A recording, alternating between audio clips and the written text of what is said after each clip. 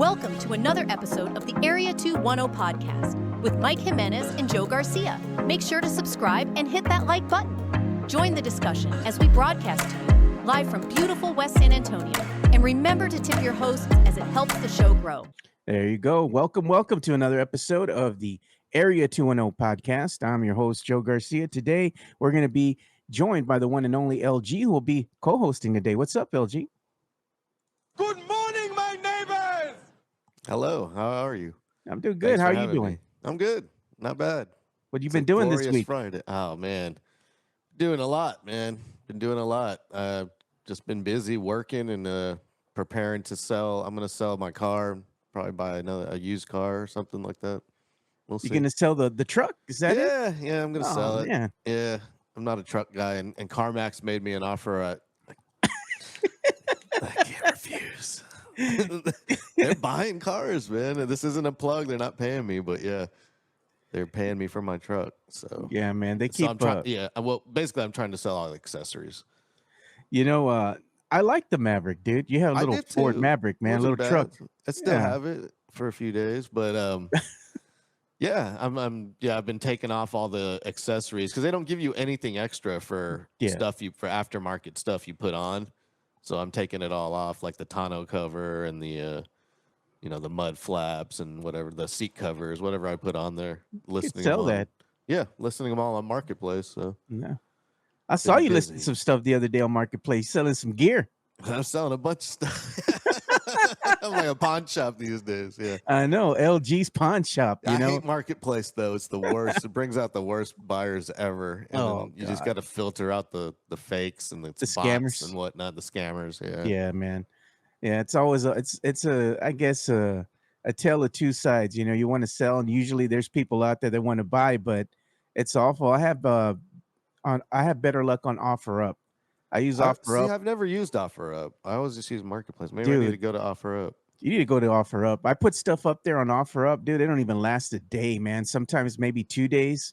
The max gone. I put something up there. I take a picture, give it a catchy headline. Boom, gone, dude.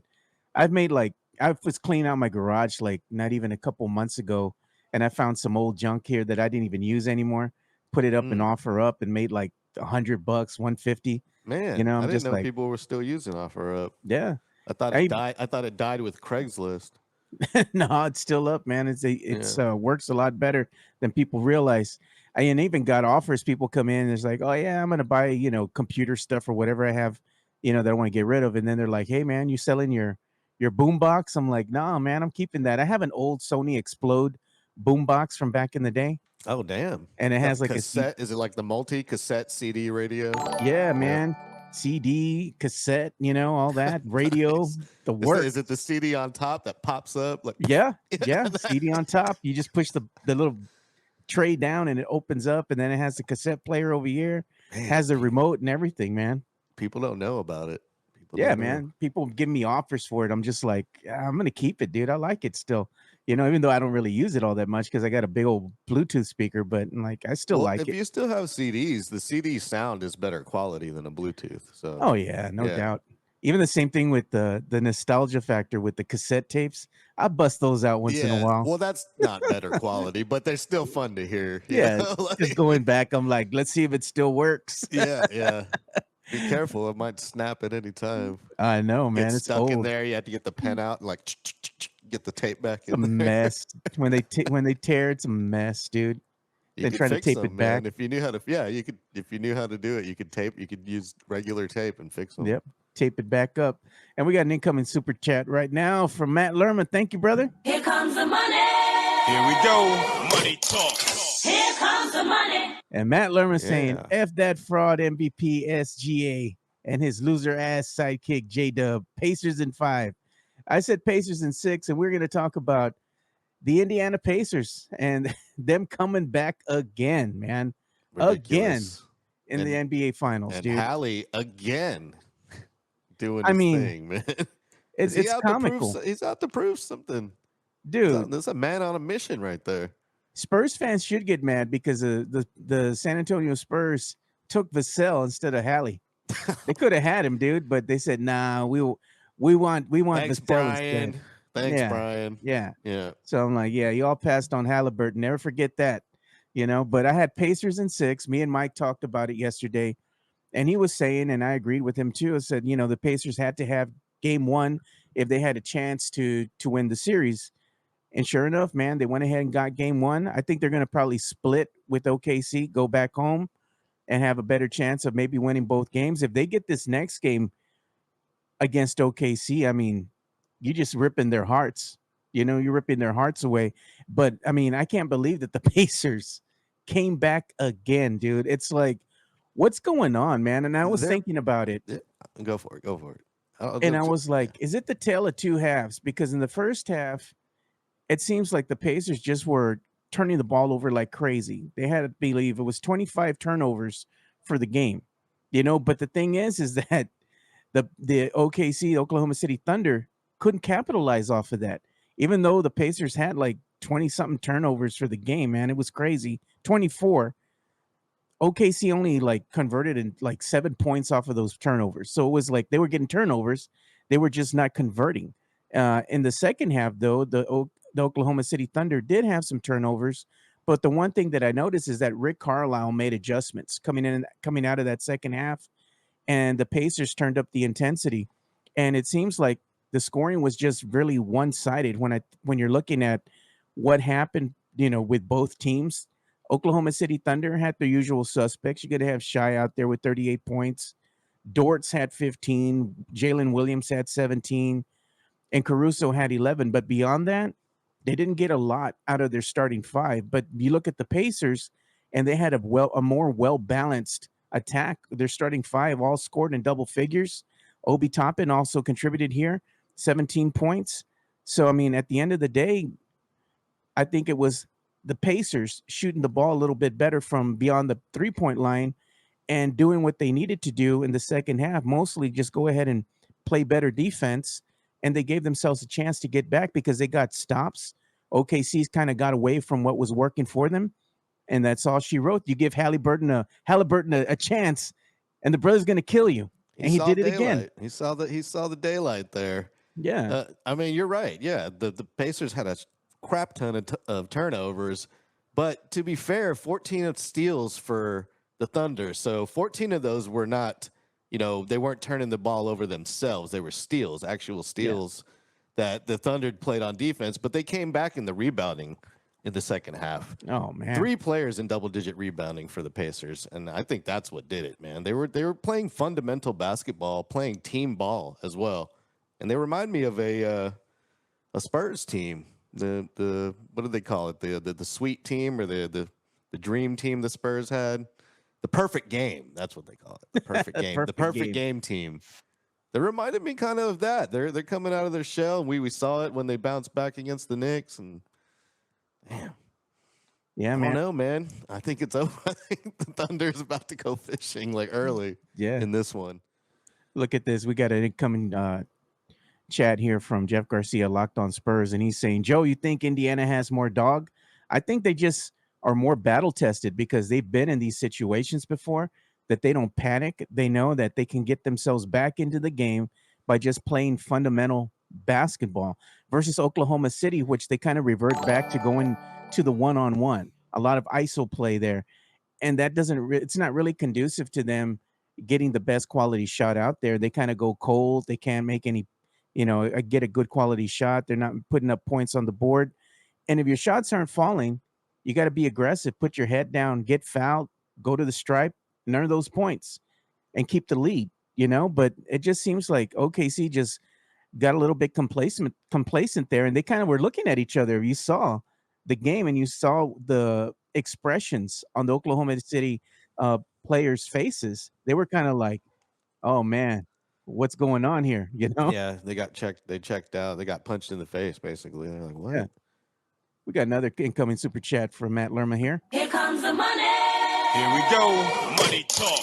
Here comes the money. Matt Lerma saying, this final proves you need depth to win. Don't trade the farm for a star. And you know what? This also proves you don't need to have a team of superstars. You just need to have a team of very good role players to kind of help balance everything out. You It's have got to be the Halliburton. perfect lineup, though. Everyone has to Yeah, complement each other, and they have to work together. No egos getting in the way. exactly. Look at what you have right now. You have Halliburton, right? And you have Pascal Siakam. And then outside of that, I mean, you just have guys that just know how to play fundamental basketball. You have for the Pacers, you have Naismith, Aaron Naismith. He shoots the ball great from beyond the arc. You know, you have Miles Turner, Nebhard. He was a teammate of Chet Holmgren. They both played on the same team together. I think it was at Gonzaga there. And he's just great when it comes to playing defense. You know, he can be a pest. And I think that's the one thing that the Pacers have really shown as far as their identity. They're just going to grind it out, dude. It doesn't matter how big a lead you have in front of you. They're just going to keep grinding it out, and find a way to give themselves a chance to win in the final period. That's all that matters. Yeah, They're the comeback kids, man. they are. And if Thunder stand a chance, someone needs to help out SGA. I mean, 38, it's nice and all, but if nobody else is scoring as much as you are, you're not going to win, man, because they're spreading it across the board there in Indiana. It's not just one person. Yeah, it's not just one person. They had a well balanced attack, and I think that right now you're looking at coaching too is also playing a factor. I think Rick Carlisle is just out coaching the Oklahoma City Thunder's head coach as well right now. Better at making adjustments, especially coming out of that second half. And really, at the end of the day, I mean, he had his team playing better in the second half than OKC's coach did. And unfortunately for OKC, I mean, this is one that is going to sting and it's going to hurt. They kind of acted like it didn't really bother them after the game as they were addressing the media. But you know, this one had to hurt, man. Absolutely. But, it's only game one. So It's we game shall one. see. It's game We one. shall But see. It's the I think beauty of sports, man. Anything can happen. this is going to be a series. It says, you know, your series doesn't start until the opposing team wins on your home court. Well, it's a That's what series they now. say. That's what they It's a say. series. That's why I say it's going to be interesting. I think it's going to be close to almost every damn game. I don't know if there's going to be a lot of blowouts. Hopefully not. Hopefully it'll be a very competitive game. But I think the Pacers can grind it out and win in six, even though it might be close at times. I still think the Pacers got what it takes to ultimately overcome Oklahoma City Thunder. Because right now the Thunder they get complacent when it comes to just reverting back to playing that man and man, one on one kind of style of basketball that's not really Mhm. good for them if they want to go ahead and not only extend a lead but keep it. You know, you Yeah, got to yeah. get back to what got you there, and they got away from it. Well, I don't see the Pacers getting down again like that. It's going to be close the entire time this next game because the Pacers learned their lesson from that first game. They get another miracle shot to win a game. I Yeah. mean, but like I said, it's game one, so we'll see. Our boy Elias is saying it's your boy's last day of being in his 20s. I hit that 3-0 mañana. Yeah, you old officially now. He youngin. He's old now. He's going to be 30. Knees and everything's going to start cracking when you get out of bed now. No, that's 40. Nah, it depends, man. It's on the mileage. It depends on the mileage, dude. If I he's guess done a so. lot of hard labor, man, Yeah, like our boy Leha. all your partying is gonna catch up to you now. Yeah, like our boy Leha. He ain't that old, man, but it's the mileage, brother. You've been doing that hard work, laying down that diamond hard concrete. Oh, okay, all right. It's like the back knees hurt, So, but anyway, I want to get back to this NBA Finals talk here. I want to see what you guys are thinking. I know everybody's giving their predictions here. What do y'all think? Do you think Pacers win in 6 games? You still think Oklahoma City's going to win this one in 5? I mean, Michael said that he predicts Oklahoma would win in 5 games. I said Pacers got 6. So let us know what your all's thoughts are on that. What is it? What's he saying? Oh, he's saying he's just a baby. They're saying that Elias He is, man. because he's 30. To be young again. To be young again. Hey, man, it takes longer to recover as you start drinking as you get older, brother. Oh yeah.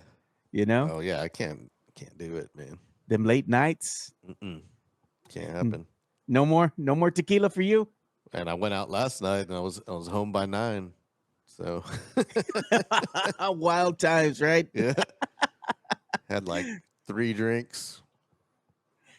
You know, that's the funny thing though. As you get older, man, it's like you can drink to have fun, but you know nowadays you don't need to get plastered. Nah. You know? I had a good time. Went to the Cottage Irish pub on Broadway. Yeah. Had a steak, 12-ounce ribeye, and a couple pints of Guinness. Wasn't bad. Wasn't bad at all. And look at JHNSB says this chat will melt if Chet and J-Dub become champions. Yeah, Spurs Twitter will burn to the ground. They hate Chet because they don't want Chet to hoist up that championship trophy before Nope. Wemby. That's the rivalry, right? Yeah, look at Tony Ornelas. I want to apologize to Joe. I thought the Thunder would win game one. Everybody thought the Thunder would win game one. Even the Thunder thought they were going to win game one. But you know what? They got Halliburton, brother. I guess so. Apparently, Hallie's the legend. Oh, man, we got a lot of good comments coming in the chat. Thank you guys for interacting with us. We appreciate it. And also, I'm going to go ahead and flash this on the screen as well. Since it's me here today, we're going to have time to show all your links, your pictures, your videos, and whatnot. If you all want to go ahead and use the media share, I got it fired up right now. So go ahead and send us your links, anything you want to talk about, things that you saw that might be interesting. No D pics though, please. No, please no. Joe's tired of sifting through those. And you know what? Don't give them ideas because somebody will do some stupid shit like that, dude. Sorry. Just to be necio, man. I know these guys. Somebody will do something dumb like that.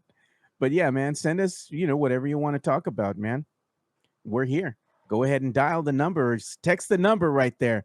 210-508-0369 is Mike's number. Sorry. There we go. Media share is 830-391-9164. You want a media share with us. But if you want to talk to Mike about your financial situation, dial the other number. Everybody's sending Mike D pics right now. Yeah. Tell him, hey, man, how much can I get for this? Bam. Damn. Yep. That's some financial advice for you right Everybody's going to be flooding Mike's phone with D pics, bro. Come on. He's going to say, what's going on? He's over there on the plane. Wrong number. He's going to a plane right now. He's on his way to Vegas to do some gambling. Damn. This dude's big time now. Oh, but did you see this? I'm going to share this too because one of our listeners did share something with us here. So again, there's the number if you want to media share with us. It's 830-391-9164. If you want to go ahead and share any links, pictures, or videos, send them to us. We'll show them on the show. And we got one coming in now from Tim Gonzalez. Tim Gonzalez is a friend of the show here, and he's sharing this because this was the debacle that happened late yesterday. Yeah. Elon Musk versus Donald Trump at SummerSlam. He's put in, of course, this is just a picture for jokes and whatnot. But what of a turn, dude. It's going down for sure. What a turn, man. This was the entertainment of yesterday, them going back and forth. One saying that Elon was accusing Trump of being in the Epstein files, and that's why they're not released. Then Trump kind of firing back saying, you know what, maybe we should just go ahead and cancel all his government contracts, So, I mean, it's comical at the end of the day. It's like you were all in cahoots with the dude, and now you're just had a falling out because you don't agree with certain things. Well, how did he not see this coming? Yeah, man. The president burns everybody in his path, burns every bridge he's ever had. Come on now. I'm just like, it was cinema. Yesterday was cinema. It was funny. Yeah, the Daily Show tweeted out a picture of Jon Stewart just eating popcorn. That's what everybody was doing that yesterday, man. I'm like, what is going on? One of our friends, Carolina Teague, she called me yesterday and she's like, did you see what's going on? I'm like, what's happening? And she's like, Elon Musk, he just tweeted this out. And I was like, are you serious? So I checked it out and we're talking about it. I thought that was funny. So she's the one that brought it to my attention. And then I was like, oh, God, here we go. Finally realized that big, beautiful Bill wasn't so big and beautiful for his business after all. He's like, I didn't see that. Yeah, I saw that. I would love the EV tax credit to stick around. You know what's funny, though? And I was talking about this in a private chat that we have with some of the guys here in the show. when somebody that owns EV vehicle, right, and they get stranded on the side of the road because they didn't, I forgot to charge my car or what have you. Well, that's the Eh, same as yeah. They forget to charge the car or what have you. They didn't realize when they call for roadside assistance. Guess who shows up to help them? A diesel powered truck with diesel powered generators, Well, of bro. course, yeah. Come on, Yeah. man. Well, there's not a ton of tow trucks that are electric these days. So, Yeah, but like still, if you run out of gas, the same truck's going to show up to you, and it's gonna help no you. Yeah, difference. You, it's you just just gotta you gotta know when your car's going to run out, man, and it's fill it just up. comical. It's comical because you don't have the infrastructure to be able to handle like traveling, like a big road trip with an electric vehicle. I mean, it's dicey, dude, because you're like, hopefully this charging station's working, and you're out in the middle of nowhere. You're in the sticks, bro. Well, And if yeah, it you just can't find depends. you can't find something to charge your car, what you gonna do? I feel like America's more set up for it than most nations, but I don't know, man. yeah. I think it's I just mean, comical at the end the of the day. Tesla supercharging network is pretty big, man. Yeah, we got Pretty another big. incoming super chat here from Mario Cavazos. Here comes the money. Here we go. Money talk. Here comes the money. He says, thank Mario Cavazos, appreciate the support. He says, Wemby at the Great Wall of China, not giving a rat's ass about shit. And finals. He says, shed and finals, despite all the rage, Mike Jimenez is still a rat in a cage. Oh, I like that. Damn. The Smashing Pumpkins reference there, man. Mhm. One of my favorite bands. And they're saying July 26th said he had a bad game. It happens to everyone. Speaking of Wemby in China, he's been posting all these pictures of him like eating food and stuff and using yeah. chopsticks. He- Can someone get him some bigger chopsticks? Because it looks like he's got like 2 toothpicks in his hands and he's struggling, man. Like you can tell. It's funny, dude. He's got huge hands, man, and those chopsticks, the normal size, just look so tiny in his large hands there. They need to get him something more substantial than that. But he is actually learning some songs too. They have video of him Oh yeah, I saw singing that. singing some Chinese songs or something like that. So looks like he's having a good time in Beijing. Yeah. I mean, who wouldn't?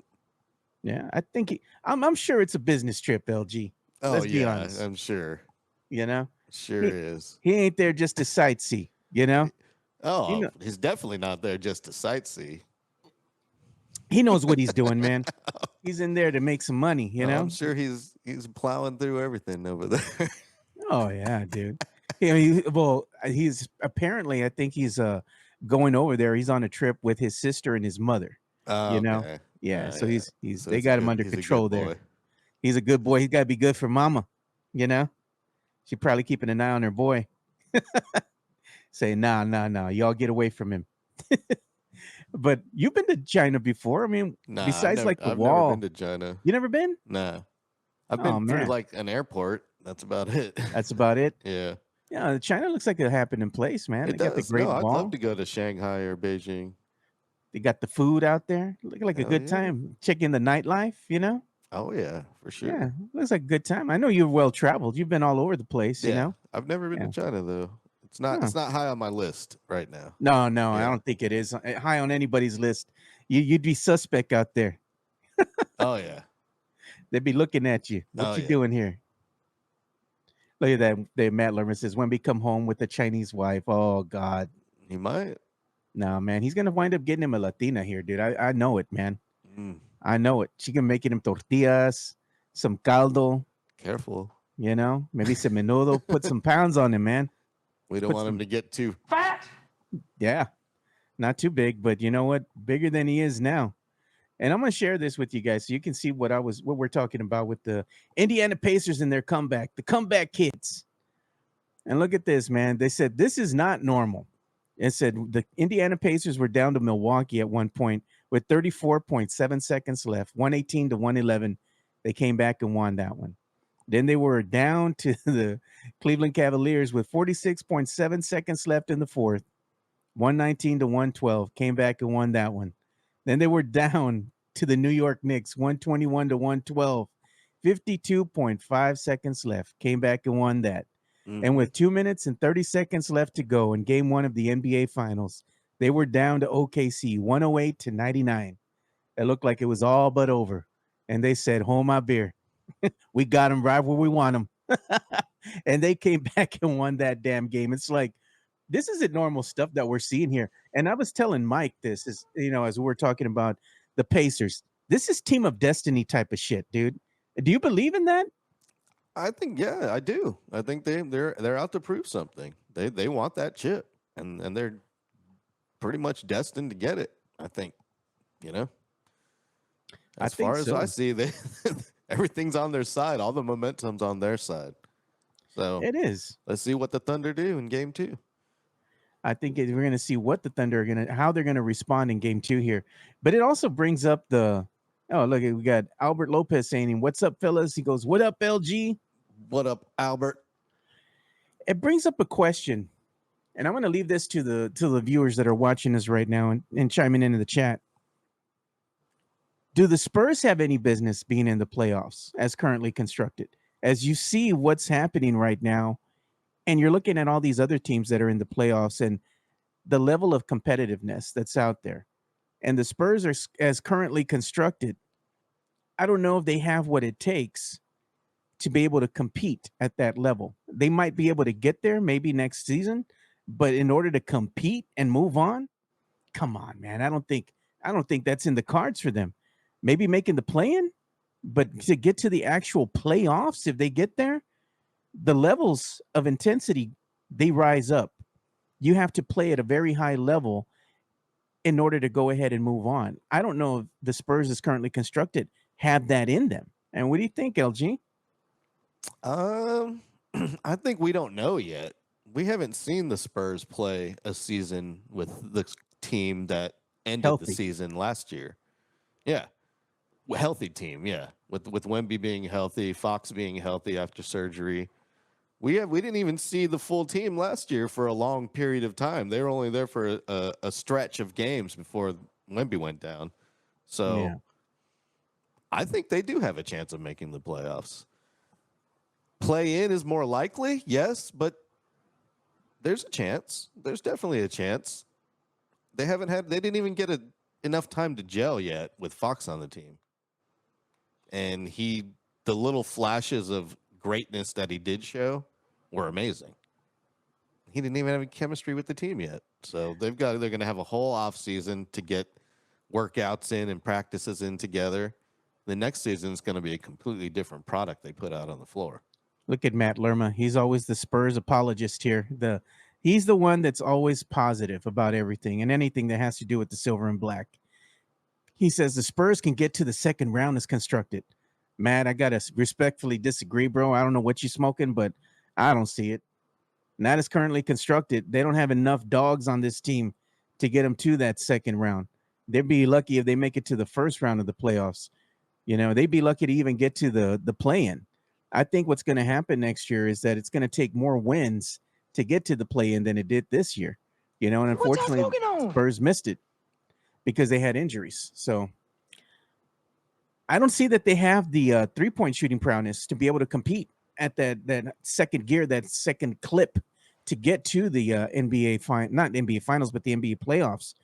If they're going to be facing let's say the number 1 overall seed and they're going to be the 8th seed, I mean, it ain't going to be long. It's going to be a sweep. Maybe they'd be lucky enough to win one, but I don't see how they're going to be able to compete. They don't have the balance when it comes to it. They don't really have a good bench. Their bench is all right, but you're going to tell me that Sohan's going to be a killer? He's going to go out there and do a Halliburton? Well, we also don't know who they're going to put on the floor this coming season. Yeah. We don't know who's going to be there. Hopefully they make moves. Yeah, well, I don't want to see the same product out there at all. Something needs to be changed. We're obviously going to have some draft picks coming in, but it's all young, and we're going to hand the keys to the young guys, and they better do something. They better drive this car into the fast lane and get us into the number 1 spot at some point. Yeah, look at this, LG. You got an admirer here with Tony Ornalis. He goes, what up, LG Tony? Is a perfectly nice guy. He's the kind of guy you can trust, the kind of guy you can drink a beer with, the kind of guy who doesn't mind if you puke in his car. LG is a good guy. We might have a problem if you puke in my car. Yeah, that's. You better pay for the detailing after that, because that's going to be an issue. Here we go with Matt Lerma. Sohan is better than you think, Joe. No, he's not, brother. Nah. He is who he is. You can put lipstick on a pig; it's still a pig. You know, that's what you got in Sohan. He is who he is, man. I mean, he's all right, but he ain't gonna be worth no 17 or 20 mil There when you his go, contract Mario. ends. You can puke out the side of my car. At least make an effort to get like your head out the window. Real talk, dude. I mean, when somebody pukes either inside or outside the car, it's a mess to clean up. You gotta imagine you're traveling, right? And if you're just on the street, it's not that bad, maybe 34, 40 miles an hour. Maybe most of the puke hits the pavement. But if you're on the highway and you're going 50, 60 when you're slowing down because somebody's got a puke, man. I mean, you know when you're getting, tell me to pull over or something. For real, That's dude. why you got to keep a little like trash can in your car. So a little just in trash bag, case, a little HEB puke trash bag somewhere. You take the airplane puke bags when you fly. Have them handy in your glove box. Because I mean, I've been around a few times here, coming from Fiesta. You know, it was one time I was in the car with some friends and whatnot, and somebody got sick, and they're like, "I'm gonna barf, I'm gonna throw up, and they just rolled down the window, threw up all on the side of the car. Didn't know what kind of damage was done until you get out of the car, and then you're like, oh, and even after you clean it, man, 5 years later you'll find a chunk or something underneath the seat, man. Like it's never clean after that. It's never clean. Man, you have to do a couple, go through the car wash a couple times there. No, Get you all need the a super detail stink off of it, like dude. a full on like $200-$300 detailing job for sure. And you know what? And the one that usually pukes is the one that doesn't help clean up the mess, bro. They're long gone. Oh no! What they do is they try to clean it up and they make it worse. But like they're smearing it around because they're too wasted to figure it out. Well, if that's why they puked. Dude, I can't even imagine getting it in the car and then trying to get that stink out of there. That ain't coming out, bro. I'm about to get a new car too, so nobody better puke in my car. You can put down, you can be like one of them old ladies, when you go to the houses and they got that plastic Just all leave over. the plastic on, yeah. Put the plastic over the things. Put some papers down. Put some papers down. What if you have like the ventilated seats that are like perforated, Oh God, dude. You're not getting that clean, man. That's like a reupholster job right there. Dude, you're telling me you're gonna have to take the seats out and call some brother to come out and, hey man, you got to detail this bitch, dude. Oh God, he's gonna charge extra too. He's gonna have to wear a biohazard suit. But you know what? You give that brother a 6-pack of beer, as a tip too. You give him some money, give him a 6-pack of beer. You say thanks, man. Yeah, we got Jeff out here, Jeff Garcia from Locked On Spurs. What up, Jeff? What do you think of Ron Harper calling out the fraud on X? He goes, his son and team in his workouts. Okay, I saw that. We had Ron Harper clapping back against a Spurs reporter. Should we put it like that? Spurs reporter's been getting a lot of heat lately. Yeah. Dude, this dude has been getting a lot of heat lately because a lot of the stuff that he is reporting isn't quite accurate, And the thing is that you can report something, but it's the way that's the delivery, right? The way that you say things.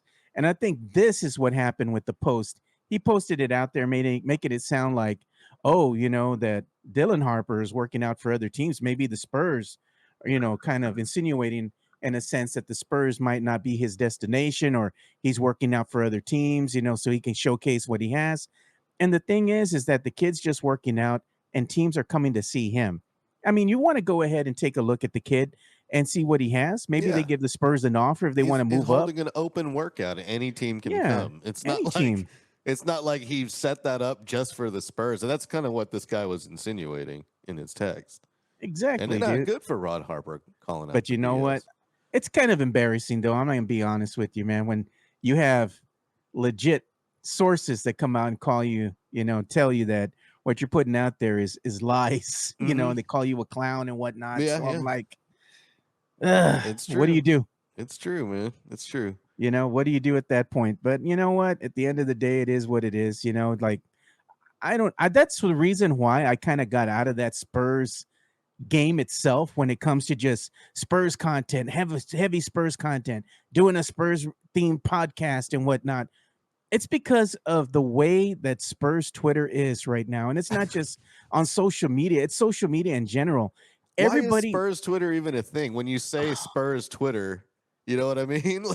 Spurs Twitter is toxic, it's like a dude. thing. Like it shouldn't even be a thing. It is a thing though. That's the sad part about it. It is a thing, and that you have fan going after other fan, and everybody wants to be first to report something, and oh, I got sources and this and that.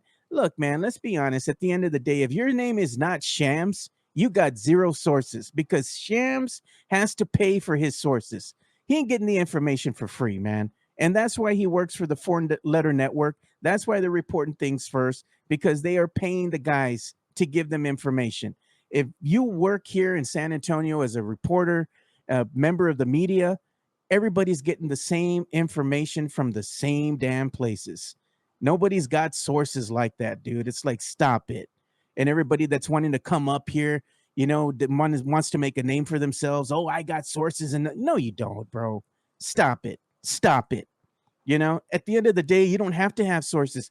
You can build a name if you just have good opinions, if you have good takes, if you want to be controversial, like Mike does a lot of times here on the show. Stand on business, build a name doing that. You don't have to have a ton of sources to grow your following. You just have to have the right people that like what you say, and you interact with them. There you go. That's all you got to do. I think it's just a lot of people just wanting that clout. At the end of the day, it's just clout chasing, Mm-hmm. You've seen it, LG. It's just clickbaiting. Yeah. He's trying to get views, and he's actually succeeding by all the people that are going in there and being negative on his page, calling him an idiot. It's getting him engagement on his page. Yeah. So. It's AI. A lot of stuff that people are using now too is AI. You see a lot of AI accounts, and I saw that in the beginning, like when the Spurs were rumored to go ahead and get that number 1 pick, which was turned out to be Wemby.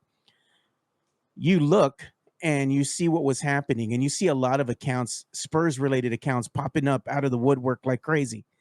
And a lot of these things are just AI generated. They're just generated to engage with the people on social media for content. They're content farms, nothing more. Mm-hmm.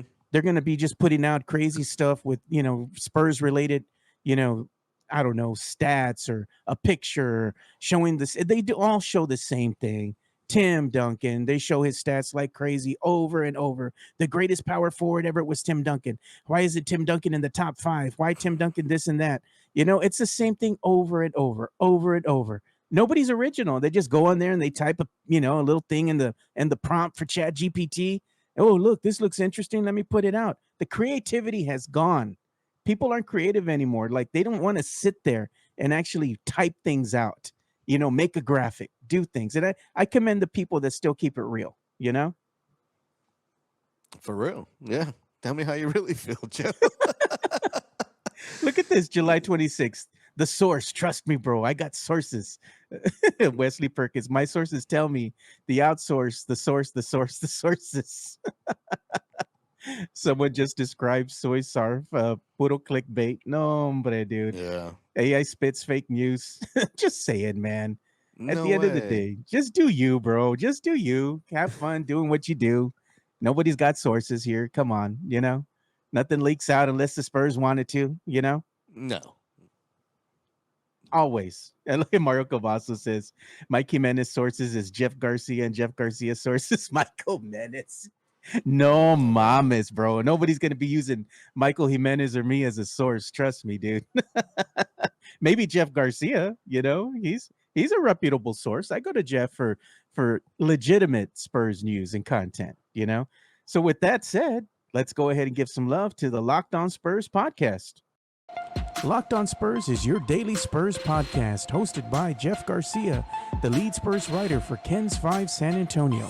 Jeff has a healthy plethora of guests all the time on the Locked On Spurs podcast. You can also follow Jeff on threads at Jeff G Ken's 5 SA. You can also follow Jeff on Twitter at Jeff G Spurs Zone. So make sure you go ahead and give Jeff a follow not only on threads and Twitter, but also on YouTube at youtube.com/@Locked On Spurs. This is where you're going to be able to find the replay of the Locked On Spurs podcast. Make sure to like, subscribe, and share. And there you go. Make sure you do follow the Locked On Spurs podcast for your daily Spurs content.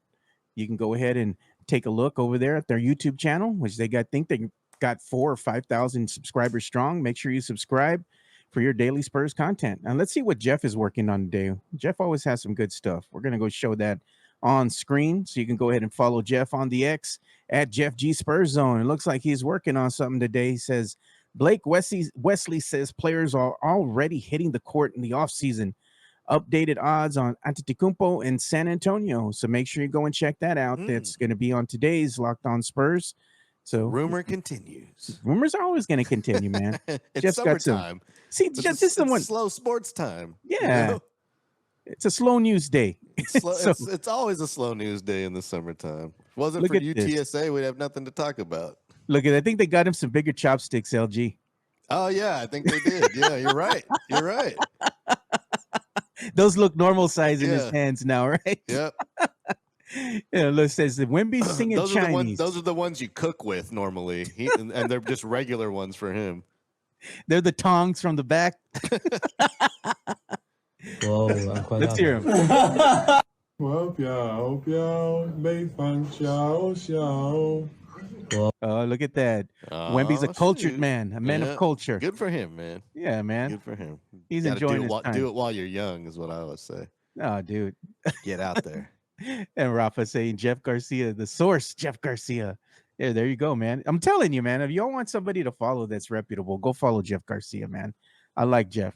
Another guy that I like following too here, he's a friend of the show too, a friend of mine. RJ Marquez from KSAT 12. I got to get him on the show. It's been quite some time since I've had him on. Oh, yeah. Shout out to RJ. I know RJ. Yeah. RJ's good people, man. I see him at the games quite a bit, at the Spurs games. Even when I was getting my Spurs season tickets, I always ran into him and his wife and all that out there when I was at the games too. Great people, man. So shout out to RJ from KSAT 12. Good guy. Yeah, he's a reporting son of a bee. That's for sure. Look at that, LG. Jeff Garcia says, thanks, Joe. Thanks, LG. Of course, Jeff. We've known Jeff for quite some time. Jeff will never steer you wrong, and his DMs are always open. You got a question? Hit him up. And he's a huge Star Wars dork.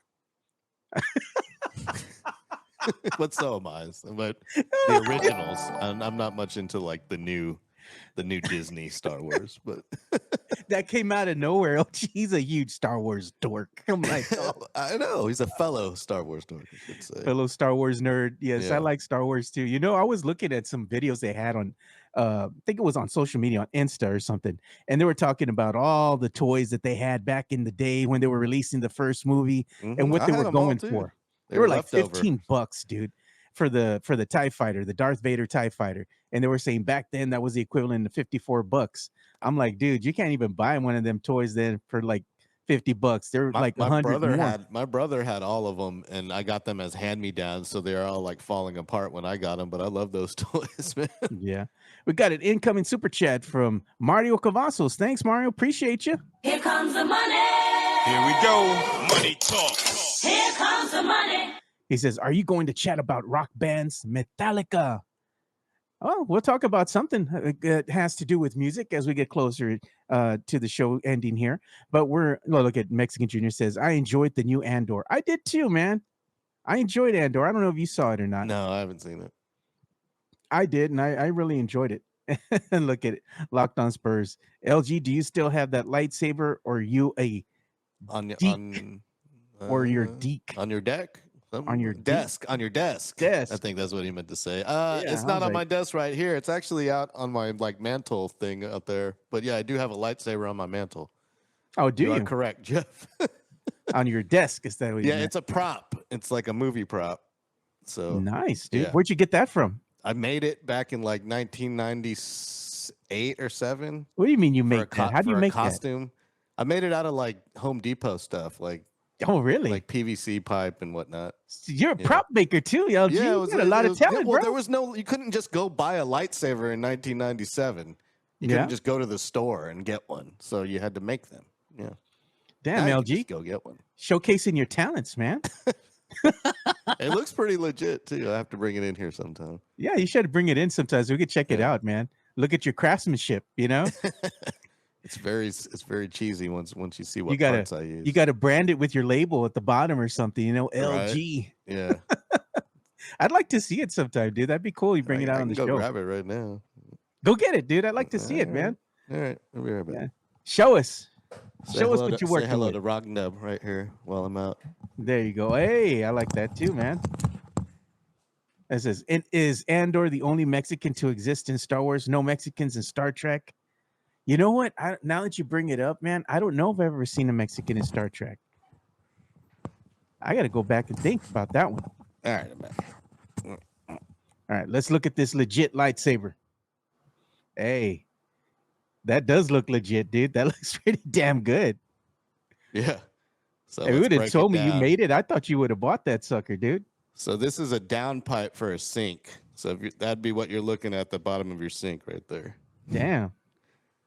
This is weather stripping on the handle, just cheap foam weather stripping. Yeah. And they're just O-rings. This is a tire cap for the tire valve, just glued on there. This is the bottom of a marker for the power button. Damn. But like from a distance, they used to have a hook right here so I could hang it from a belt. Yeah. And it was part of a Halloween costume. So, it doesn't extend or anything. There's nothing, but it's just meant to hang from the belt. So it's just a prop. But there you go. Jonathan Pettis says, whip it out. Jason Garcia says, Chewy was Mexican. And listen to this, LG. Chris Leha says, pause, Joe. You said, show us what you're working with. No Diddy. These guys are crazy, man. That's what I'm telling you. I love the chat, man. We never know what we're going to get out of this chat. Oh, Lord. They're sending us more pictures here. We got some comments over here. They said, Matt is off his rocker. Tell him Sohan isn't Christ. He's not our savior. We got, oh, God, they're cooking Mike. I think this is Mario Cavazos, man. We got more images coming in. Jason Garcia sending us some stuff here. Okay, we got some things coming in. Let's go ahead and show what we got here. Tony Ornelas there. Chewy is classified as Mexican in Star Wars now because his name is Chewy. Thought it was a Wookiee. Hey, there we go. We got some stuff coming in. We got a Los Necios tailgate happening here tomorrow, June the 7th, from 4 to 7:30 p.m. There's tacos, corn in a cup under the bridge. Join us in 119 during the match. There you go. So we got that coming in here from the Necios. Who's SAFC playing? Yeah, on they're the playing 7th. tomorrow. Yeah. So let's go ahead and see what else we got here because we got another image there. Now this was our good friend of the show here, Jason Garcia, sent us a picture via the media share here, and there we go. There's Jason. He's probably also helping plug SAFC, but he's also the one we're going to show a video of here in a bit. He actually did take the trek down to the last Blockbuster here in the nation. So we're going to show some pictures and video of what he had to show us there, share with the listeners. So thank you so much. Then Mario Cavazos was just cooking Mike. All the AI that came out here. It's pretty funny, man. So I'll share this with you guys as well. If you make it, we'll show it, man. They had the time to make this, so we're going to show it. And there's Mike in all his glory. And another one there. Oh, God. So, yeah, man. Good times, good times. So anyway, let's go. Jabba the Hutt was from Conroe. You only had the drum roll there. Oh, man. And Juan Stockton is laughing, dude. Chewy is my carnal. There's a hell yeah, Necios for life. There's Chewy's cousin right behind me here. There you go. Oh, it's a SAFC Las Vegas is what they're saying. Oh, nice. LV. Oh, it was Sith. Sith says that was his pick. Sorry, Sith. Wow, Mike as a woman is hideous. Yeah, dude, I have to agree. That Mike was a good Photoshop job or AI job or whatever. AI job. Yeah. They kind of mixed him up with Lizzo, I think it was. So yeah. That was pretty bad. That was pretty but good. We do have some women's softball to talk about because yesterday we had a good game between UT and Texas Tech, man. Texas Tech inked out the win there. They beat UT by a final score of 4-3. The Texas Tech Lady Red Raiders are going to be moving on, man. They're going to be going for a winner take all They got to go ahead and win 2 games to win the Women's World Series here. So they got a game coming up tonight. I believe it's at 7 p.m. So you can go ahead and check that out. Oh, it's 8 p.m. Eastern, so 7 p.m. our time. So hopefully they're not going to be delayed due to weather, but that's the tip-off is at 7 p.m. So you can go ahead and check that out. Should be interesting, man. I know we have a lot of fans here that are both on the fence of UT and the lady Red Raiders there. I got to say, man, I'm kind of rooting for the underdog here, man. I'm rooting for the Texas Tech ladies softball team to win it all, man. What? No. Yes. Let's go Longhorns. There you go. That's right, Wesley. Wreck 'em. Go Longhorns. Gonna be a great game. UT and Tech, anything is always fun. It is, man. I'm rooting for the underdog, man. That would be the ladies team. And we also got the UTSA Roadrunners. They were heading down over to LA to go ahead and compete in their regional showdown with UCLA. So that's going to be a good. That's on Saturday. Yeah, it's on 6 Saturday. p.m. 6 p.m. on Saturday on ESPNU. So you will be able to watch it if you have cable, unlike the second game against Texas, which they put on ESPN Plus behind a paywall for some stupid reason. Anyway, sorry. You know what, man? I get to see the ESPNU games. I believe they have them for free on ESPN Plus. Well, you got to pay for it. Well, yeah. The 2 games against Texas, the first game was broadcast on the SEC network. Yeah. And the second game was broadcast only on ESPN Plus. So you couldn't even watch the second game without paying for a subscription. But this game will be on the U, which most people have through YouTube TV or Direct TV or something like that. Yeah. But it's more, I mean, you still have to pay for something to get it, but you don't have to get an ESPN Plus subscription, which is good. Rafa says UTSA isn't on an Ocho. It's not on the Ocho. You know what's funny? Baseball's too normal for the Ocho. It'd have to be the ball has to be on fire or something. They might have wiffle ball on the Ocho. On the Ocho, yeah. You know, I was watching Pluto TV the other day, right? Again, I like watching Pluto TV because it's free and they got some good channels on there, good stuff, you know?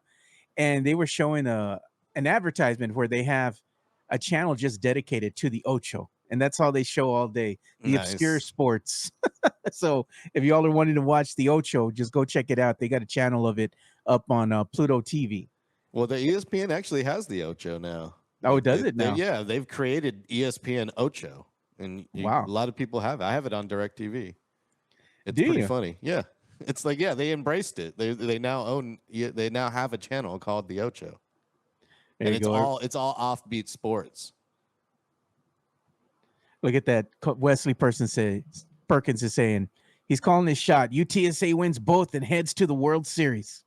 All right. Well, I'm hoping they do. It'd be great for their club, you know, to go ahead and move on. Well, it's double elimination, and then they gotta.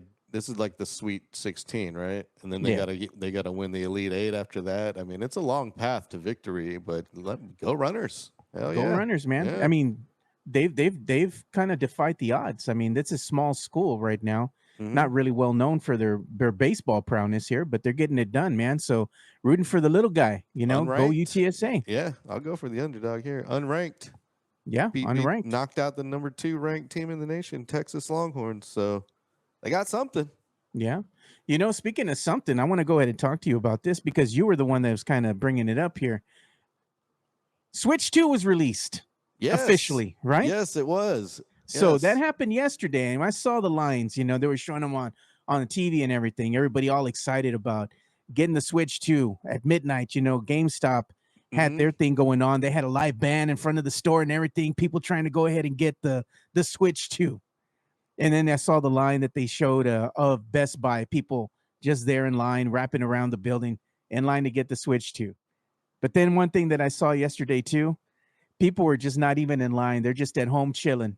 And they're like, ordered my Switch 2, got it delivered by Walmart at 6 a.m. in the morning. And it came with the bag of Doritos and a soda. They didn't even have to get out of the house. I got Pringles and a soda. And there you go. At 6 a.m., I got a notification that your Switch 2 will be delivered by 6:30 a.m. And I got up and waited for that thing to arrive, opened the package, set it up, and I have yet to play a single second of it. But here's the thing with the Switch 2, man. It costs more, right? So it's like, what, $450? $450? I believe I got the Mario Kart package, so it was like $5. 500. Yeah. Okay. So here's the thing: like you could buy it. I think it was like $450 or $430. And then if you want to get the one that's bundled with Mario Kart, it's like $500 Mm-hmm. for a handheld gaming device. And they have other offerings out there that you can go ahead and can be had, but they're a little bit more pricey than the Switch because you got like the Steam Deck. yeah, things like that. Yeah. Lenovo makes one too. And the Mhm. thing is that these other devices are like miniaturized gaming computers that you Yeah, hold in the palm of your hand. yeah, So they're going to come up exactly. with a hefty price tag, and they're Oh, made yeah. for PC gaming. Mhm. So I get the allure behind it. Gaming on the go. You could do the same thing on your phone, but Well, yeah. That's the not my Switch- allure. My allure is Nintendo. They Yeah, have of Mario, course, they of have course. Zelda, they have Donkey Kong. They have all these first-party titles that make them, attractive. Yeah, So, and that's the and thing. those other things don't. Yeah, and I get that. I really do get that. It's more that you're wanting to play these exclusive games. Everybody's always getting up for the next Donkey Kong and Mario Kart and all that. I've heard a lot of people having some backlash against what was bundled in the $500 fairing of the Switch 2 because Mhm. they're thinking that they're going to get an actual physical copy of the game.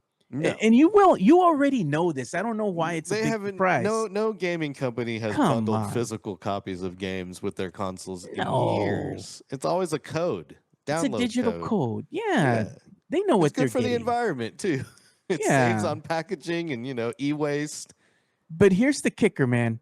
If you want to go ahead and get the physical copy of the game, it can be had for $90. No, you could buy Mario Kart. I don't So think I'm it's paying $90. Is I'm it paying really? $430 LG for $450, right? For the Nintendo Switch 2. And then on top of that, you got to dish out another $90 to get the Mario Kart because you want the physical copy. Mm-hmm. Shame on Nintendo for charging $90 because that's what everybody's going to start charging now for games because they're like, hey, these people are going to pay $90 for a game. We're going to go ahead and up the ante then. It's $80, but yeah. $80, yeah. $80. With tax is $90, LG. Yeah, but yeah, you're right. And I'm just saying, man, at the end of the day, it's expensive, man. It's expensive to be gaming nowadays, but man. There's a reason the prices went up, and it's political. So Is the tariffs? yes, The tariffs? yes, exactly. God, they're already doing that, I think, before the tariffs. But you know what's the funny thing is? Even after the tariffs finally subside or what have you in the future here, the games ain't going to go down in price. They're still going to remain $80. No. Bro. Restaurants jacked their prices up during the pandemic. Did they come back down? No. Absolutely not. And stores that were used to be 24 hours took the opportunity to change their hours during the pandemic. Did they go back to 24 hours? No. They did not. They're going to stay where they're at, dude. Nothing's coming down in price. I miss my 3 a.m. drunken Walmart walks. You know what I mean? Yeah. Look at, oh my God. Tony Ornelas. Okay, who brought the dog? Tony Ornelas is here sharing the picture with us. And he says, I Googled Mike Jimenez's name on Google. And the first picture that shows is a pro boxer. You think Mike's Chica prefers this Jimenez? And we're going to show the picture of the boxer he found. When he Googled Mike Jimenez, that's his doppelganger. We'll talk about that when Mike comes back on the show. We're going to be like, hey, man, this is your doppelganger, Mike. Thanks, Tony. I appreciate it, man. So there you go. Y'all using the media share to be part of the show. We appreciate that. But you know what we're going to talk about as we come back, as we give some love here to our sponsor, which is going to be MCS General Contracting, home of the Diamond Heart Concrete. When we come back here, what we're going to talk about is some music, LG. We're going to talk about putting together a music playlist. What are you going to put on there? What songs remind you of summer? More importantly, these songs kind of bring back the memories of where you were at, what you were doing. So we're going to talk about some of this stuff that, goes ahead and brings that nostalgia factor back for the summertime, especially when we're young. So we're going to go ahead and talk about that as we give some love to MCS General Contracting. MCS General Contracting, more than 30 years of combined experience in concrete placement. They are the best in the business, honest pricing, high quality work. They get going on house foundations, driveways, concrete patio decks. If you want to extend the deck, extend the driveway. If you're a business and you need to put together a slab, a parking lot, or other concrete placement services or sidewalks, reach out to MCS General Contracting at 210-774-9155. They're confident in their skills, so give Chris Leha over at MCS General Contracting a call at 210-774-9155. And thank you for being a sponsor of this show. There you go. If you want to go ahead and get in contact with the metal Nesio right here, go ahead and give him a call. That would be Chris Leha over at MCS General Contracting, home of the Diamond Hard Concrete. They can do anything from a patio, to a landing out there. You need to go ahead and get a pickleball court, basketball court, swimming pool, anything you might need for your home or your business. Go ahead and give them a call. Their number is 210-774-9155. And they get it done right the first time. They might not be the cheapest, but they're going to get it done right the first time, so you don't have to get it done a second time because somebody botched it up. Give them a call. Numbers 210-774-9155. And somebody sending a picture here because we're talking about the Nintendo Switch 2 using the media share here. So they sent us a picture of the PlayStation Portable that they got going on right now. I guess this is the PS5. They have like a portable screen that you can go ahead and use to stream the game, I believe. So I believe this is it in its rendition. Not bad. Got some bucks to have a PS5, man. It's expensive now. I sold mine. I never played it. You didn't play it? Didn't like it? No, I just never had time for it, so I sold it. Yeah, man. I barely got time for the Switch too. Yeah. So let's go ahead and talk about the nostalgia factor here. And that is going to be, what songs are we going to put in a summertime playlist, man? So when you're out there, drinking, you're by your cooler, you smoking some meat. What are we listening to? I'm going with some reggae. I'm gonna have some reggae? some Bob Marley playing, maybe some Iration, some Revolution. Yeah, no Big Mountain, no UB40. Nah, maybe some Soja, but no UB40. No red wine. But yeah, some Bob Marley, maybe some Damien or Ziggy. That's not bad. Yeah, I could dig that, dude. No Lauryn Hill. No Snoop Lion. No, Snoop Dogg is not a reggae artist. That's a terrible album, Snoop. I'm sorry. God, man. You know what I'll be listening to, man, in my playlist, summertime, just about by the cooler, chilling. I gotta have me some Tupac, man. Oh, California always. Love, man. Shout out to Tupac. And I also gotta have some Biggie in there too, man. Hypnotize, gotta have that, dude. Outcast, Yeah. gotta have some of the Outcast there. Maybe I like the way you move, that one. I like that. All right. All right. What songs do you like from Outkast? I don't know if you're an Outkast fan. Oh, I'm a huge Outkast fan. I'm a big fan of the first album. I like man, there's so many. Ain't no thing but a chicken wing. I like there's so many, man. Their later albums are awful. Tell you Like the the truth. early I don't like stuff, them. I didn't like that double album they did. Yeah. But man, there's just so many on that first album from beginning to end is fantastic, and AT Aliens is good too. I don't like Miss Jackson. I don't like the way you move. Sorry, Miss Jackson. Yeah, I feel like those are just like radio songs that they tried to put out. Oh yeah, those are like, what do you call them? Like the singles, you know? The Return of the Gangsta. That's a great song. Look at this. Aquemini is a great album. Sam Salinas says, damn near everything on Yacht Rock Radio on Sirius XM just for summer. You know what? I listened to the Yacht Rock radio station. I got that on the Caddy, dude, on the XM satellite radio. It's one of my favorite stations I listen to.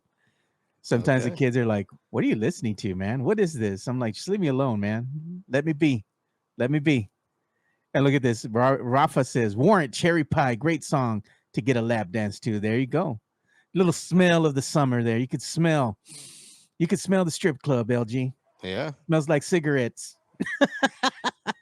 I'm playing some Summertime by Will Smith and DJ Jazzy Jeff. Why is it that every time you go to a strip club and you go and get a dance from a stripper, they always smell like cocoa butter or shea butter or something, dude? They got some type of lotion or glitter on them, man. It's better than smelling like BO, you know? Yeah. They're dancing around getting sweaty, you know. They gotta cover it up somehow.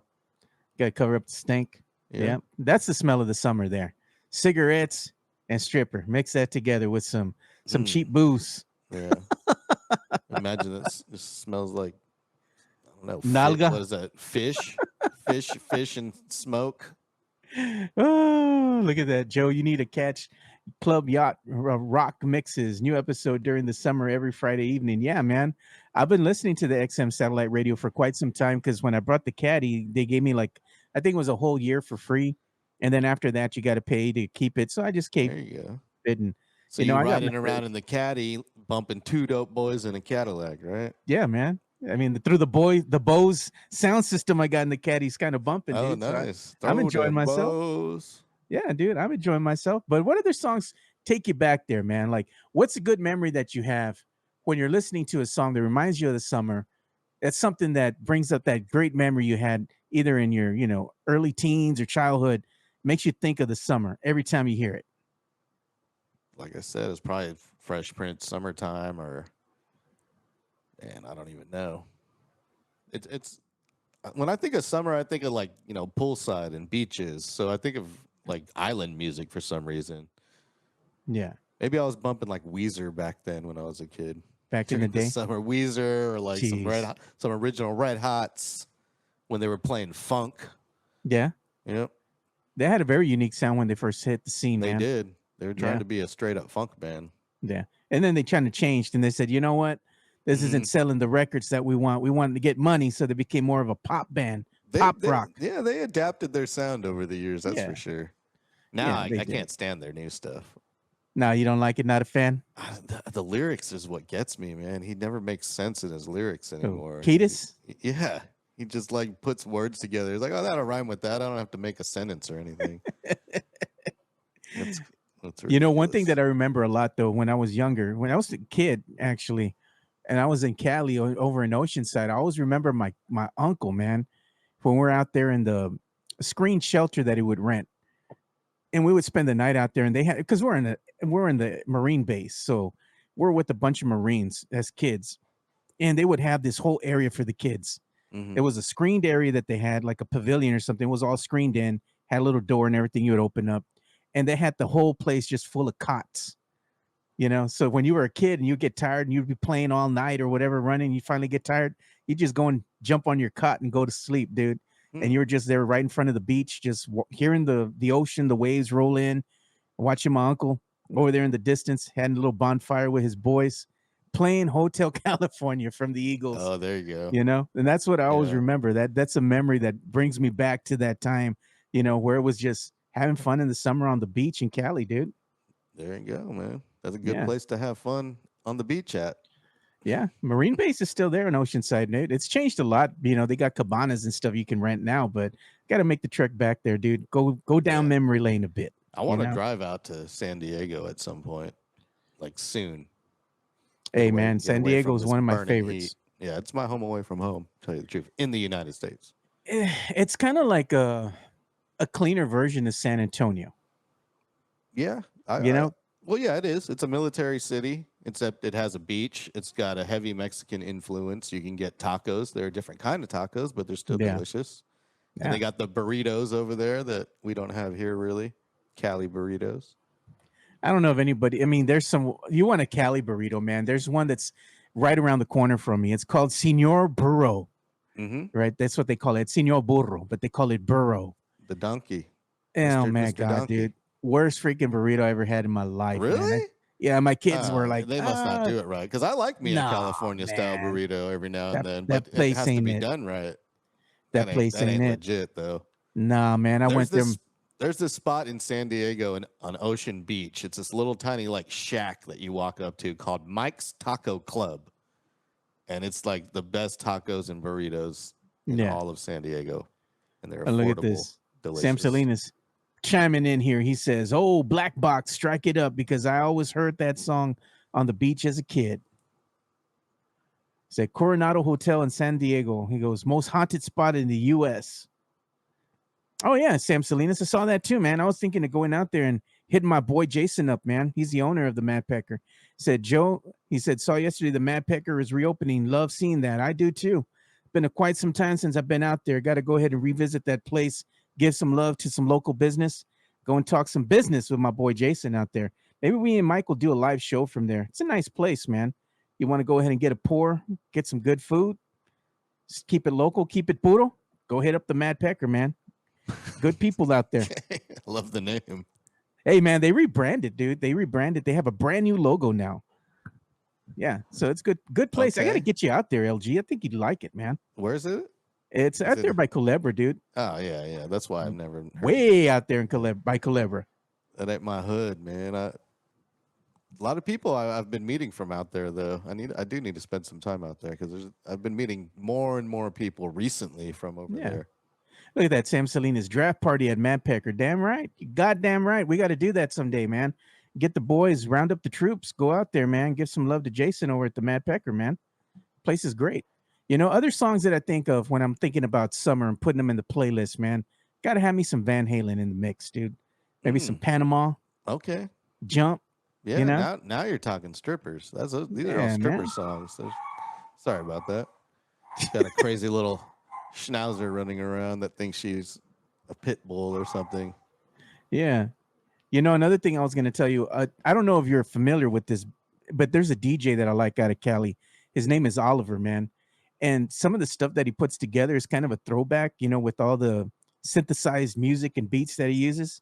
He has a song called Go With It. It's kind of a song that came out years ago, man. It's not that old, but it has a good, like an old school vibe, like from the 80s, even though it wasn't made in the 80s, you know, but I like some of their music, man. It's just cool sitting by the pool, sipping on something music, you know, it's just chill, dude. I like it, dude. For sure. I would say go check them out if you never heard them, man. They make some good stuff. They do some remixes too. I'll check them out. And let's see what they're saying. School's out for summer. Best anthem for the School's out. teachers. Yeah. Good song. He says all the West Coast reggae. Great. Reggae Yeah, he's great to talking play. about the Cali Vibes Festival. Man, Mhm. Black Bucket. I would love to go to the Cali Vibes Festival. Revolution's always playing these crazy festivals like that. They do these like things like they'll do like a concert at a resort in Jamaica and just invite Jeez. whatever fans want to go and then Yeah. hang with you for the whole week. It's pretty crazy. But yeah, Revolution's one of my favorite West yeah. Coast reggae bands. They put on a good show. I'm going to go ahead and show this. I'm getting it ready right now to go as you were talking there, LG. We're going to go ahead and put up some of the video that Jason Garcia, he was sending us here. He's a friend of the show. See if I can get this to work for some reason. Don't want to work. There we go. Now we got it working. So I'm going to go ahead and show it to you. He's out there in the great state of Oregon, Portland, Oregon. And look at what he has there, dude. His old Blockbuster card at the last Blockbuster here in the nation. Does it still work? Oh, he was asking something else here. Yeah, I'm sure it still works. Go ahead and see this. Let me go ahead. There's something very familiar about this place. I just can't, quite think of it. There it is in all her glory. Yeah. Last Blockbuster, man. And he had another video here. Let's see what this one was. I'm currently here in Bend, Oregon, and Band. this place seems very, very familiar. And there it is, man. All right. The last Blockbuster in the nation, dude. Thanks, Jason, for the share, man. Appreciate you, bro. Can you believe that? Did you dude? rent like some cool ass movies or what? You know? Did you I wonder. peruse the aisles and get some popcorn? I wonder if it still has that smell, you know, Right? that allure, you know, that they used to have back in the day when you go to a Blockbuster. It smelled kind of like snacks and stuff, you know, like a wet carpet, you know, a dirty wet carpet. People spilling sodas and stuff on the carpet, man. It was a tradition, though. You know, Great thing What to do. what was your thing? Would you frequent Blockbuster Video or Hollywood Video? Blockbuster. Yeah. I had a Pick a Video membership over here on the northeast side. There was a place called Pick a Video. Yeah, And- pick a video. Yeah. It was they had like Faces of Death and like, a porn section.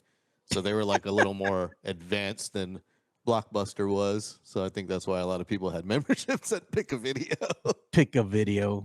Man, like pop and go back in the day. Don't go behind the beaded curtain. That's what they had. They had a beaded curtain right off of Nacogdoches Road in Perrin Bidle area. The cochinos out there, they already know what the beaded curtain was. All the necios out there. I wanted to go in there so bad as a kid. I'd try to peep around the corner. Like, what's that? I got a little glimpse of a booby or something, you know? Because those tapes back then, they had the giant cases for some reason. Like, it's like, because I guess the case is what sold it. You know, when you're perusing, but like they'd have oversized cases for all the adult movies. Jeez, pop and go was the move back in the day too. It's what they had over here in our area. That and that Blockbuster. We used to go and frequent that, and they had a little mom and pop shop. I don't remember what it was. It was a huge video place. It was like twice the size of a regular Blockbuster. It was further down Military Drive back in the day, right across from the Kmart, dude. Everybody was going there, dude. They had a ton of videos, man. And there we go. Let's go ahead and show this. Thanks, Drew. Appreciate you, man. Here comes the money. Here we go. Money talk. Here comes the money. And look at that. Drew Show, appreciate the support, man. Thank you so much for the $10 super chat. He says, I want to recognize Joe for predicting the Pacer victory last night. Side note, Stephen A. Smith, he goes, last night, a hard watch. Who thinks listening to the loud African American all the time is enjoyable? Not I. That's why I don't watch Stephen A. Smith, man. He's just screaming and yelling. Look at this, LG. Jeff Garcia brings up a little bit of historical nostalgia facts from back in the day. LG, were the faces of death faked? It was a mixture of faked scenes and real scenes of death. Yes, some of the scenes were faked. Yeah, apparently, that's what I've heard. What was your favorite scene from the Faces of Death? Was it the guy from the parachute falling into the gator pond? Don't remember, man. The only thing that really stands out in my mind that I remember is there was a scene where somebody's eating like monkey brains. Oh yeah, they hit the monkey with the hammer. That's the only thing I remember. Yeah. I try to tune that stuff out because my brother would rent these things and then show them to me as a kid and traumatize me. Traumatize the crap out of you. So whether or not they were fake or not, that shit looked real to me. Damn. Oh, look at this. Jason was saying that at the Blockbuster, he says they had Revenge of the Jedi posters for sale. I guess he's talking Return of the Jedi. Yeah. Revenge of the Sith. Revenge of the Sith. One of those. Yeah. One of those. I was like, one of those. I don't know what it was. He goes, yikes, that's a super chat. Yay. That's coming from the Drew Show. We're going to read them. If you're sending them, we're going to read them. That's the Drew Show for you right there. Yeah, man. He appreciate gets down. You, though. He's got hot sports opinions. Yeah, there he is. I appreciate it, though. But nonetheless, man, what's the one thing that you had as far as a memory or something you like to do back in the day in the summertime, maybe as a kid or a teen? One of your favorite things? Maybe going to a place or an arcade or doing something. Splashtown, man. Splashtown? Splashtown. Yeah. I used to go up there all the time. It was great as a kid. When it was in its heyday. Yeah. But then it became what it became. And then, you would get like cuts from the ill-maintained slides, rust cuts, fiberglass tetanus shot. Yeah. It started going downhill, man. There was a lifespan, I think, of those things were probably like maybe 10, 15 years, and it was way beyond that. And then they had put up those other slides. Remember that were all blacked out and dark. They were just dark. You would just go through the tube of darkness and then just get shot out the other end. I remember that. That was like called like the Starlight or something like that. Yeah, I remember that. Yeah. There was no light in those tunnels, dude. It was just going through total darkness. No, it was awful. And then when Six Flags finally opened, or Fiesta Texas, it wasn't Six Flags when it first opened. Oh, okay. And then I switched pools. I was like, no, I switched water parks. I'm like, I gotta go Splashtown. I got a season pass over here at this. I got a Texas-sized wave pool over here. You know what I mean? Like, yeah. Many summers spent at Fiesta Texas because I was a season pass holder, and I would get on that original Rattler and just get back in line and ride it like 20 times in a day. You get whiplash from that thing, I dude? probably have like scoliosis or something right now. Like, I don't know, man. That thing, they had to redo it like 10 times because it kept messing people's backs up. Maybe it was, the turns were unforgiving with the original Rattler. Yeah. When you go down and it would come down that little bump, that first drop. the drop had like a little twist to it and it was too steep at first. Pow! Remember that? I still Yeah. remember the sound. It was when the it would hit. largest wooden roller coaster in the world at that moment. Yeah, And man. I think it's still there. I haven't been to Fiesta Texas in forever, but it's no longer fully wood. They had to redo it because it, Steel. it was falling apart. Yeah, man. The Texas weather is unforgiving, man. But I remember that. I like to go to Splash Town. I remember we'd frequent Skateland West. That was also a staple there. And then Mhm. hanging out at the neighborhood, or not neighborhood, but the community pools that Oh, these yeah, have yeah. back in the day for free. See, Doing my a lot dad of- was military, so I never like hung out at the community pools, but I hung out at like the Randolph Air Force Base military pool Yeah. a lot. No, they used to have a pool. It was a pool you had to pay to get in. It wasn't like a owned by the city. It was a community pool, neighborhood pool, out by where we live, by the Valley High area. It's no longer there, of course. You can't even see the remnants of it anymore because they bulldozed the whole thing over. But it was a big pool. They had a little kiddie pool, and then they had this big old diving board that you climb up. It was like maybe 12 feet, something like that in the air. And the brave kids would go up there and then jump off the damn thing and jump in the water, and everybody was looking at them. That was a nice place, man. I enjoyed it back in the day. We used to go there on Sundays. I remember after get out of church, and the parents were in a good mood. They'd be like, let's go to the pool. I'm like, yeah, we get to do something today. I'd stay out there in the pool for a good 4 hours. Some getting baked, man, by the sun, and then be happy to get out and I'm hungry. I want to get some from the, little concession stand there. I was lucky if I got me a tray of nachos, man, maybe a soda. That was the life, brother. I enjoyed that. That was fun. Be there in the pool playing with all my neighborhood friends that would see because they'd be going to the pool there a lot too. So it was cool, man. I enjoyed stuff like that when I was a kid. Going to the movies, though, that was a big thing that we did too. Because we'd always go to my grandma's house, man. And she lived over here off of Military Drive in the south side off of Military and Commercial. So our aunts, when they would all get together at my grandma's house on Saturdays, and there were a whole bunch of us, dude. They want to get rid of us in a bad way. There's a whole bunch of us, boys and, out there being nestial. So they would give us these rolls of quarters, right? And they would go, our aunts would go and drop us off, me and all my cousins. And they would give us rolls of quarters so we could go play the arcade that they had there in the Century South Theater. And we'd go and watch a movie or two because we would be jumping from film to film. Because, you'd pay for one film, you'd be there all day. So we'd finally get tired of watching 2 or 3 movies, not even really watching them. We'd jump, go to the other theater, go out and play some games. And then we'd be like, make sure you save 2 quarters so we can call for our theater to come pick us up. Oh, yeah. So in case they didn't answer the first call. time, yeah, you had a backup quarter. So yeah, those were the good old days, man. Century South, the old arcade they had there was probably one of the biggest ones they had in San Antonio, man. I still remember Star Wars arcade, the old one with the vector graphics and Wrist that was Star, great. Time great. Pilot, all those. The TIE Fighter game, it's awesome. Yeah, Love playing all game. those. 10-yard fight. Remember that one? I remember the old football game. Yeah, playing that. My UN movie theater Squadron. was the Galaxy over there Oh, on okay. 535. That's what I went to back in the day all the time. The Galaxy or Rolling Oaks Mall when it finally opened. It was fun times, man. Fun Galaxy. times. That was way back on the other side of town. Oh man. yeah, it's still there. Yeah. And it's still there. They've redone it, but it's still, it shows its age still. Yeah, the same thing happens. Like if you look at some of these theaters that they have, like the Northwest Theater, it's old as hell, dude, from the outside. The inside's been revamped, but it's still old. The Silverado. Same with Galaxy. And yeah, Embassy too, yeah. Yeah. The Silverado, they got an update recently too, and they took away all the nostalgia of it, dude. It used to be themed like cowboy themed. They had the cowboy on the front, the silhouette and all that. And now they took it all away, dude. It's not the same anymore. They made it clean, It takes the allure away. But if you want to go on a trip back in time, man, what is that one? The Regal Cinema, the Cielo Vista. Oh wow. Off of 410 by Holmes High School. Man, you go in there, dude, and it's like stuck in time, dude. Even the seats are old. Everything's falling apart in there, man. Can't believe the place is still open.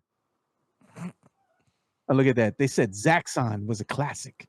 I remember that. I remember playing Zaxxon. You remember that one? You remember that, LG? No, I don't. A little Zaxxon? Yeah, and it had it was like a flight stick you had, and you would go up and down and kind of maneuver around things and shoot. Yeah, No, I don't remember it was that hard one. to control, dude. It was always confusing. And look, we got an incoming super chat from Black Bucket. Thank you. Appreciate you. Here comes the money. Here we go. Money talk.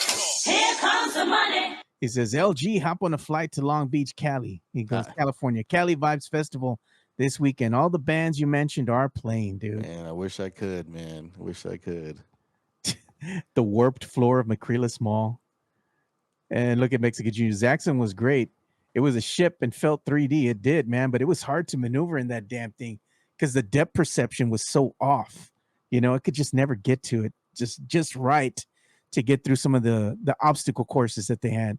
But Spy Hunter, I remember playing that. They had Pole Position, Pac-Man, all that kind of stuff. They even had the Pac-Man cocktail table where you sit down. Yeah, that's good too. You had your drink there and you could play. Yeah. Sweet Smash TV.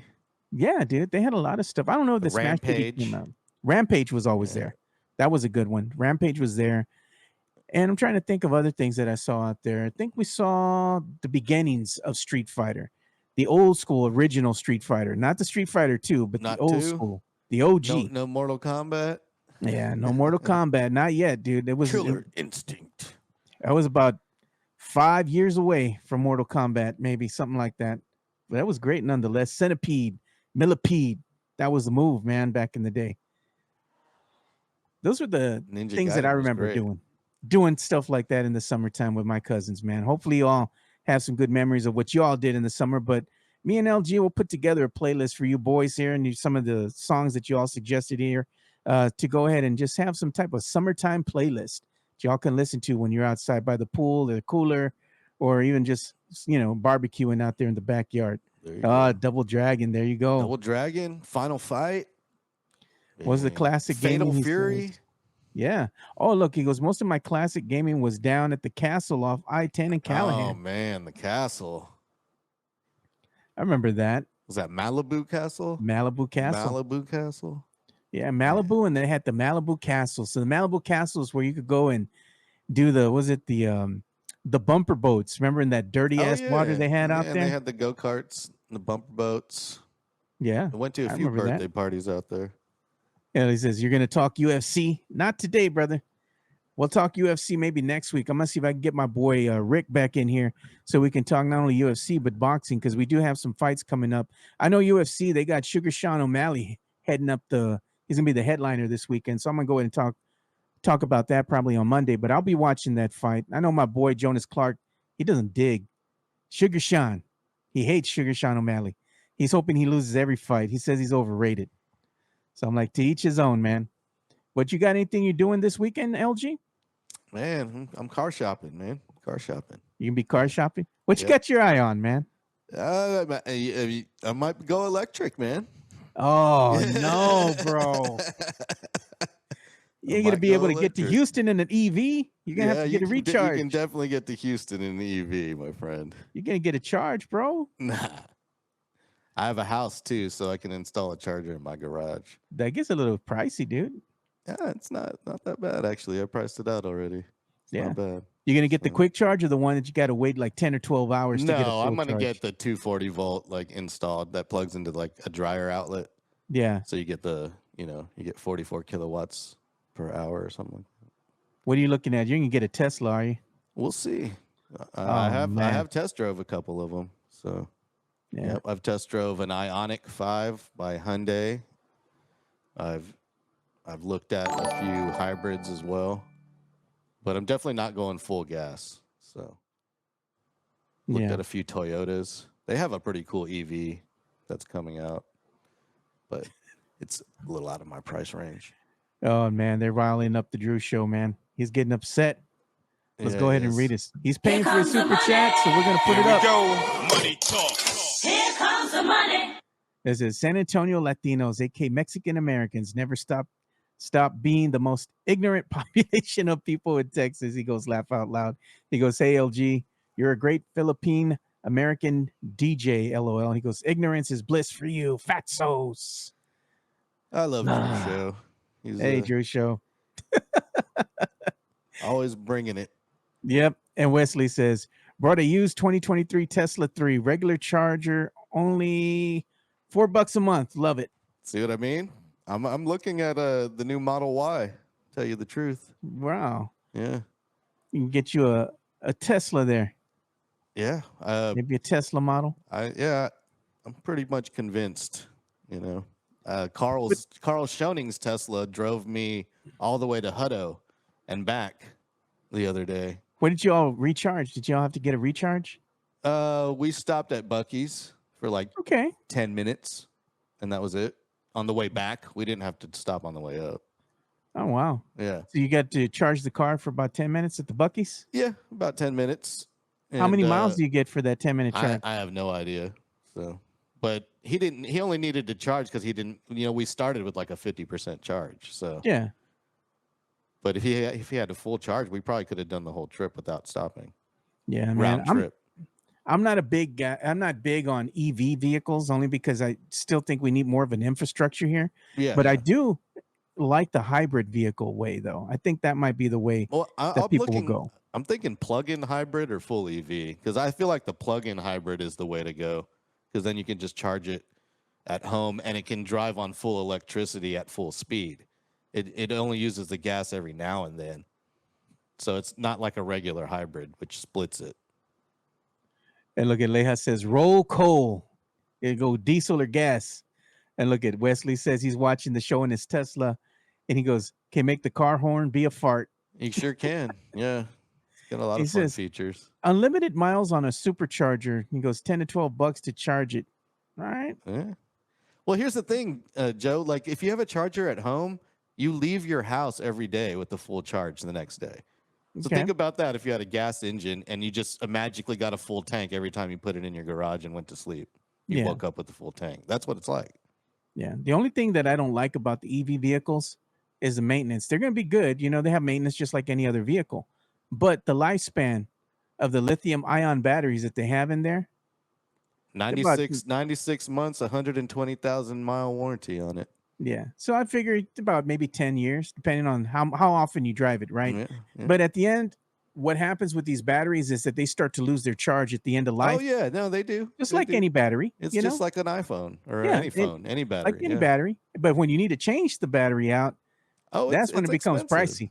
It's expensive. It's about $6,000 right now. Yeah. So that gets a little pricey. I've seen people how much is it to change an engine? Costs more than $6,000. Yeah. There you go.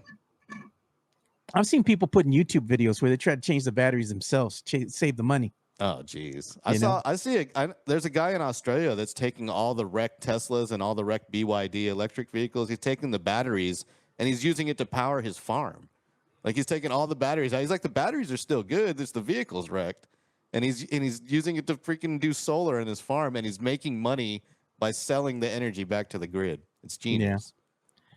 Yeah. That would be something I would get behind. Like if I'm going to go ahead and charge my vehicle, if I bought an electric vehicle, I would get it solar powered, where I charge it with the power of the sun. You can do exactly that, man. Yeah. You can get the Tesla Powerwall with the solar unit and it can strictly charge your car with solar. Exactly. Pretty cool. And then whatever excess is there, I send it into the grid and the city will pay me. Yep. Yes, Far West Texas. I am going to sell the Maverick to CarMax and I'm looking at a Tesla. I keep on getting offers from Carvana, dude. They want to buy back my caddy. And I'm just like, I like buying stuff up right now. Yeah, man. I like my caddy right now. Yeah, dude. CarMax made me an offer I can't refuse. So yeah. It says love gas vehicle. Excuse me, Wesley Perkins says love gas vehicles, just need something to get me to point A without gassing 2 to 3 times a week. I feel that. Depending on how far away you are, Yeah. I don't travel that far, so furthest I ever go is Houston, and there's enough charge on a full charge to get to Houston. So yeah. I don't know why Drew's show is so angry today, dude. Chill, Drew. It's all good. It's Friday. It's Friday. We don't give a damn. Yeah. We're all in a chill mood, man. We're all enjoying life, dude. All right, LG. Well, we're gonna go ahead and end the show on that note. But you can go ahead and follow you and what you're doing over at your show. You got your show going on. Yeah, you can follow me at DJLG210 on YouTube and all my other socials. If you're a Twitcher on Twitch at LG's House on Twitch. I just did 2 episodes yesterday. Episode 12, I had Carl Schoening on, the voice of the UTSA Roadrunners. We talked about the run the baseball team is having right now. So check that out as well. On Monday at 8 p.m., the Sports Cave is back with Big Puma and the captain and yours truly. So we'll be reacting to all the doings of the weekend. That's good stuff, man. Go ahead and make sure you go and follow LG at LG's house, man. He's got a good YouTube channel up there. Go ahead and subscribe to his channel. And also subscribe to the biggest Puma. He's got his show going on. Yeah, at Sports Cave Live is where you can find the Puma on YouTube. He's doing a live show now, right here out of the studio in the room next door, actually. And there you go. Make sure you go and give him some love. Everybody's doing stuff here locally. Give your local podcast some love by subscribing, and sharing the podcast so it can grow. And we got another incoming super chat here to end the show from Jason Garcia. Here comes the money. Here we go. Money talk. Here comes the money. Hey, rebuttal to Drew Show. He says the Drew Show needs an ice cold enema. So it needs to chill, man. I don't know why he's so upset today, dude. It's like, I don't know what ticked him off, man. But it is what it is. We're all just happy here chilling, man. We're not gonna go ahead and keep on putting up the rants. Got to stop with the rants, brother. And Leha says, Drew Show mad that the Elon and Trump are beefing. He goes, wreck 'em, tech. That's right. Sam Salinas says, Leha, that's a touchy subject. It's like mom and dad getting divorced. All right, boys. Y'all take care, man. Everybody be chill. Let's not be fighting here in the chat. Keep it clean. Keep it classy. Yep. And most of all, if you got them, drink them. Have a good weekend. We'll see you boys on Monday. We're out. Peace.